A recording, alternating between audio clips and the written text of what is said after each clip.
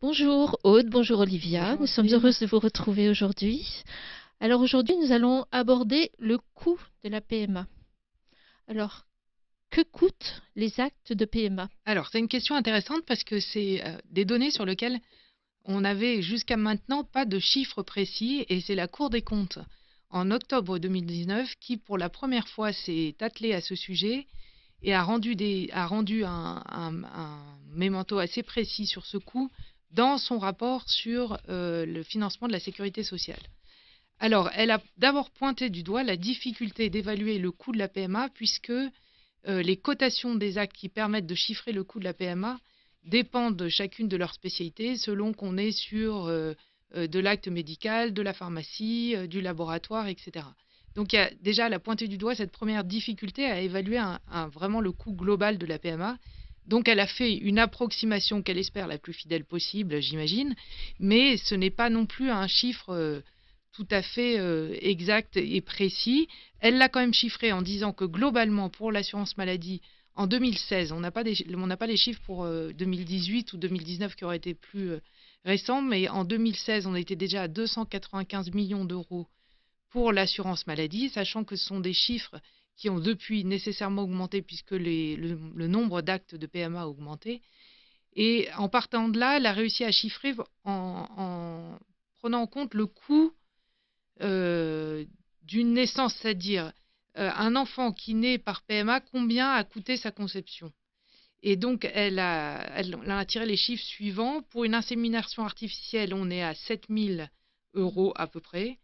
Et pour une FIV, on est à 13 800 euros à peu près. Donc, pour la conception de l'enfant, né soit par insémination artificielle, soit par PMA. Il faut tout de suite noter que dans ce coût chiffré par la Cour des comptes, n'ont pas été pris en compte les jours d'arrêt de travail, les jours d'arrêt maladie nécessaires pour les opérations de PMA, notamment quand on a une ponction ovocitaire, etc. pour une FIV. Donc le coût réel est bien supérieur, mais ça nous donne déjà une base sur laquelle on peut partir. Et en fait, qui paye? Alors, le diagnostic de l'infertilité et sa prise en charge, y compris au moyen de la PMA, tout est pris en charge à 100% par l'assurance maladie. Donc, c'est même pas un remboursement, c'est une prise en charge, il n'y a rien à débourser, donc à 100% par l'assurance maladie. Et est-ce cohérent au regard de l'offre de soins?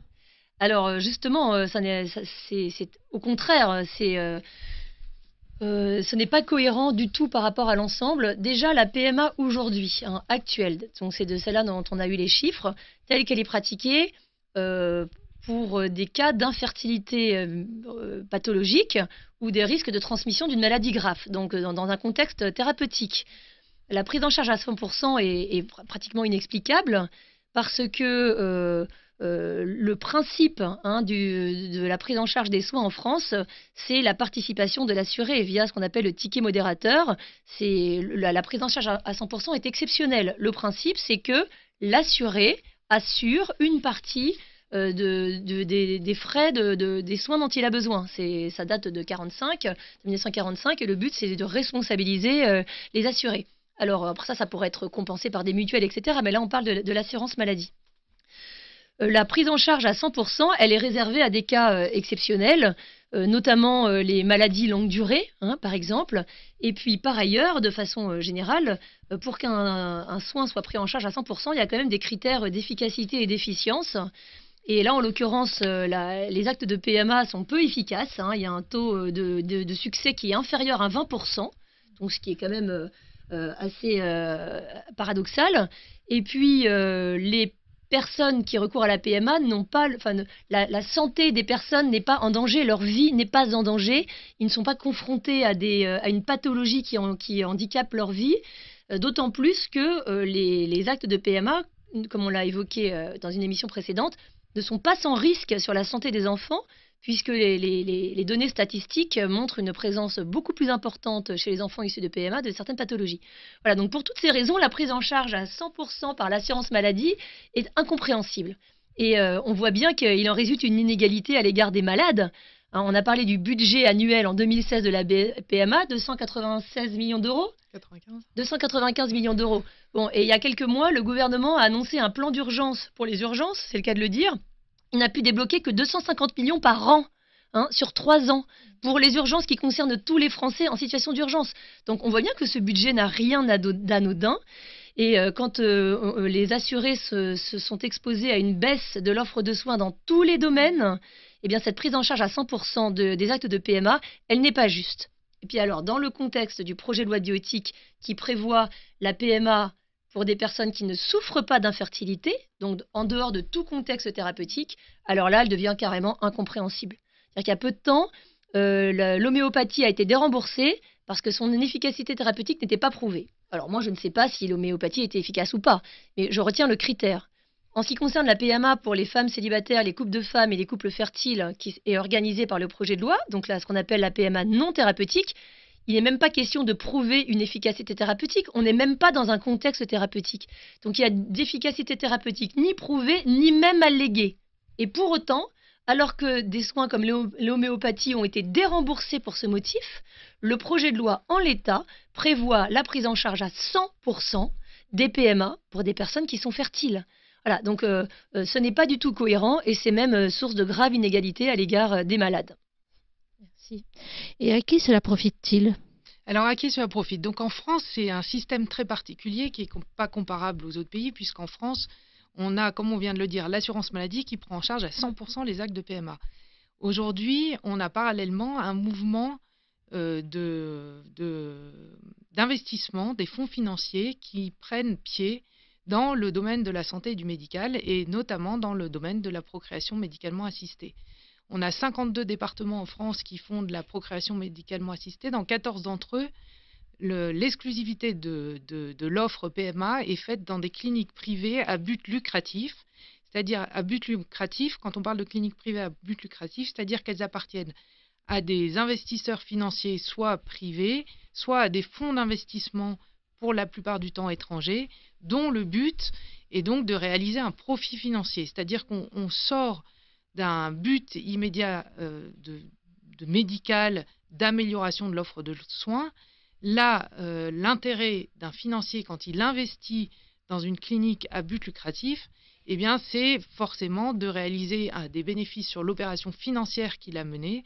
Et ce sont donc des critères financiers avant tout qui rentrent en ligne de compte. Et dans ce cadre-là, la PMA est un marché très intéressant. D'abord, c'est un marché récurrent, puisque le taux d'efficacité d'une FIV étant assez faible, en France, elle est en moyenne de 16%. Elle est pratiquée pour les femmes jusqu'à la veille de leur 43e anniversaire, alors qu'on sait qu'entre 40 et 42 ans, le taux d'efficacité est de l'ordre de 1 ou 2%. Donc, ce sont des actes récurrents qui sont donc entièrement pris en charge par l'assurance maladie, ce qui crée des recettes non négligeables. Et les investisseurs ont tout intérêt à ce que ce marché devienne de plus en plus gros. Aux États-Unis, c'est un marché qui porte sur des milliards de dollars. En Europe, c'est des marchés qui portent sur des milliards d'euros. Et qui, en France, c'est l'objectif des investisseurs financiers que ce marché devienne de plus en plus important. Par ailleurs, donc ça c'est pour le volet investissement, par ailleurs, les chercheurs en France se plaignent d'un recul de la France sur la recherche liée à la PMA. Et dans les auditions parlementaires, on a pu entendre dire que ce qui était important, c'est de conserver à la France sa position de leader dans le domaine de la recherche portant sur la procréation médicalement assistée, même si ça devait se faire au détriment du remboursement de soins banals ou ordinaires. Donc, ce qui est privilégié, c'est la recherche pour la recherche, quelles que soient les conditions dans lesquelles elle soit menée, même si ça renverse les barrières éthiques, et au détriment des soins pour les usagers ordinaires que nous sommes. C'est-à-dire qu'il faut bien avoir conscience que le marché de la procréation, c'est une réalité. Il existe déjà un petit peu en France. C'est Jacques Testard, on peut entendre ses conférences sur Internet très facilement. Jacques Testard l'explique très bien. Il dit que en fait, les médecins ont affaire à des patients qui sont très demandeurs, parce qu'ils veulent avoir un enfant, donc c'est très puissant comme désir, et qui sont prêts à tout, qui sont prêts à subir toutes les contraintes pour réaliser leur désir, et d'autant plus facilement que tout est pris en charge à 100% par l'assurance maladie. Donc déjà, selon lui, il y a aujourd'hui un sur-recours aux actes de PMA. Et d'ailleurs, parfois, on entend des médecins qui reconnaissent qu'ils font ce qu'ils appellent des FIV compassionnelles, donc des FIV pour des femmes pour lesquelles ils savent pertinemment qu'il n'y a pratiquement aucune chance que cela aboutisse, mais la femme les supplie de réaliser la FIV parce qu'elle veut avoir la satisfaction d'avoir tout tenté, de n'avoir aucun regret. Alors quand on connaît les risques en plus auxquels une FIV expose la femme, quand il n'y a aucune chance de succès, ça pose vraiment la question de la qualité des soins comme du bon usage des ressources de l'assurance maladie. Donc le surrecours à la PMA, et donc le marché existe déjà un petit peu, mais il est largement bridé, il est cantonné par ce fameux critère thérapeutique. La PMA est réservée aux cas d'infertilité pathologique. Et donc le projet de loi, qui se présente comme la PMA pour les femmes célibataires et les couples de femmes, en fait, c'est le moyen de faire sauter ce verrou thérapeutique pour généraliser le recours à la PMA et donc permettre le développement de ce marché, dont on a vu qu'il est soutenu par des investisseurs qui sont très intéressés. Merci. Pour terminer, nous avons évoqué le coût médical, mais est-ce qu'il existe d'autres coûts qui sont cachés? Oui, il existe des coûts cachés parce que le rapport Touraine lui-même, dans le projet, quand il avait été émis sur le projet de loi bioéthique, voulait que les enfants issus de la PMA aient un suivi particulier par une unité psychologique dès leur naissance. Or, quand un enfant naît, on ne lui adjoint pas des soins psychologiques dès sa naissance et dans ses premiers jours. On va consulter un psychologue ou un psychiatre que si on constate une fragilité, un besoin particulier. Donc le fait que le rapport Touraine ait lui-même prévu, finalement, ça n'a pas été retenu par le projet de loi, parce qu'on a dit que ça stigmatiserait les enfants ainsi nés de PMA. Mais si le projet de loi l'avait prévu, c'est bien qu'on savait déjà qu'il y avait une fragilité particulière, et donc ces enfants ont plus recours que les autres à des psychologues. Il y a tous les soins issus des pathologies additionnelles dont on a parlé dans une précédente émission que ces enfants rencontrent. Il y a aussi le recours aux notaires, le recours aux avocats, etc., puisque on sait que parfois les situations dans lesquelles vont naître ces enfants vont être compliquées, vont nécessiter de recourir à des auxiliaires de justice. Merci beaucoup Olivia, merci beaucoup Aude. Nous nous retrouvons donc demain. À demain. Au revoir.